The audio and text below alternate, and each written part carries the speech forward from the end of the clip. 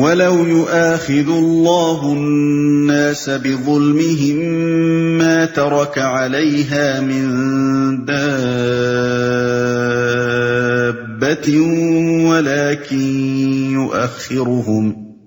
ولكن يؤخرهم إلى أجل مسمى فإذا جاء أجلهم لا يستأخرون ساعة ولا يستقدمون۔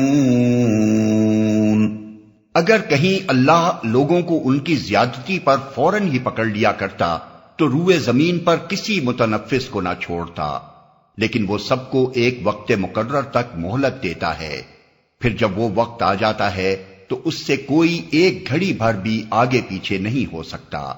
وَيَجْعَلُونَ لِلَّهِ مَا يَكْرَهُونَ وَتَصِفُ أَلْسِنَتُهُمُ الْكَذِبَ أَنَّ لَهُمُ الْحُسْنَى لا جرم أن لهم النار وأنهم مفرطون۔ آج یہ لوگ وہ چیزیں اللہ کے لیے تجویز کر رہے ہیں جو خود اپنے لیے انہیں ناپسند ہیں، اور جھوٹ کہتی ہیں ان کی زبانیں کہ ان کے لیے بھلا ہی بھلا ہے، ان کے لیے تو ایک ہی چیز ہے اور وہ ہے دوزخ کی آگ، ضرور یہ سب سے پہلے اس میں پہنچائے جائیں گے۔ تاللہ لقد ارسلنا الى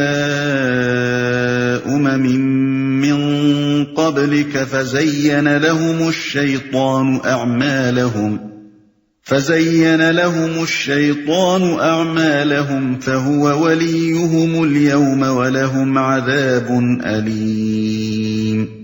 خدا کی قسم اے محمد، تم سے پہلے بھی بہت سی قوموں میں ہم رسول بھیج چکے ہیں، اور پہلے بھی یہی ہوتا رہا ہے کہ شیطان نے ان کے برے کرتوت انہیں خوشنما بنا کر دکھائے اور رسولوں کی بات انہوں نے مان کر نہ دی۔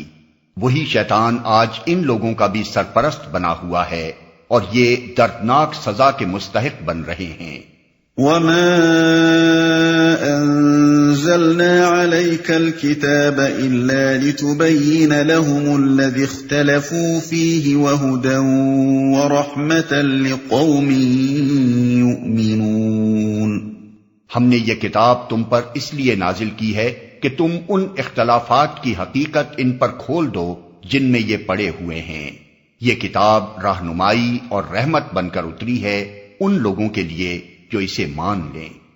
دوسرے الفاظ میں اس کتاب کے نزول سے ان لوگوں کو اس بات کا بہترین موقع ملا ہے کہ اوہام اور تقلیدی تخیلات کی بنا پر جن بے شمار مختلف مسلکوں اور مذہبوں میں یہ بٹ گئے ہیں، ان کے بجائے صداقت کی ایک ایسی پائیدار بنیاد پالیں جس پر یہ سب متفق ہو سکیں۔ اب جو لوگ اتنے بے وقوف ہیں کہ اس نعمت کے آ جانے پر بھی اپنی پچھلی حالت ہی کو ترجیح دے رہے ہیں، وہ تباہی اور ذلت کے سوا اور کوئی انجام دیکھنے والے نہیں ہیں۔ اب تو سیدھا راستہ وہی پائے گا اور وہی برکتوں اور رحمتوں سے مالا مال ہوگا جو اس کتاب کو مان لے گا۔ واللہ انزل من السماء ماء فأحیا به الارض بعد موتها ان فی ذلك لآیة لقوم یسمعون۔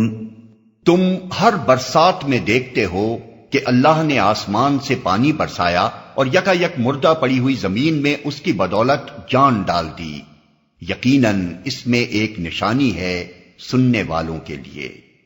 یعنی یہ منظر ہر سال تمہاری آنکھوں کے سامنے گزرتا ہے کہ زمین بالکل چٹیل میدان پڑی ہوئی ہے، زندگی کے کوئی آثار موجود نہیں، نہ گھاس پھوس ہے، نہ بیل بوٹے، نہ پھول پتی اور نہ کسی قسم کے حشرات الارض۔ اتنے میں بارش کا موسم آ گیا اور ایک دو چھینٹے پڑتے ہی اسی زمین سے زندگی کے چشمے ابلنے شروع ہو گئے۔ زمین کی تہوں میں دبی ہوئی بے شمار جڑیں یکایک جی اٹھیں اور ہر ایک کے اندر سے وہی نباتات پھر برآمد ہو گئیں جو پچھلی برسات میں پیدا ہونے کے بعد مر چکی تھی۔ بے شمار حشرات الارض جن کا نام و نشان تک گرمی کے زمانے میں باقی نہ رہا تھا، یکایک پھر اسی شان سے نمودار ہو گئے جیسے پچھلی برسات میں دیکھے گئے تھے۔ یہ سب کچھ اپنی زندگی میں بار بار تم دیکھتے رہتے ہو، اور پھر بھی تمہیں نبی کی زبان سے یہ سن کر حیرت ہوتی ہے کہ اللہ تمام انسانوں کو مرنے کے بعد دوبارہ زندہ کرے گا۔ اس حیرت کی وجہ اس کے سوا اور کیا ہے کہ تمہارا مشاہدہ بے عقل حیوانوں کا سا مشاہدہ ہے۔ تم کائنات کے کرشموں کو تو دیکھتے ہو مگر ان کے پیچھے خالق کی قدرت اور حکمت کے نشانات نہیں دیکھتے، ورنہ یہ ممکن نہ تھا کہ نبی کا بیان سن کر تمہارا دل نہ پکار اٹھتا کہ فی الواقع یہ نشانیاں اس کے بیان کی تائید کر رہی ہیں۔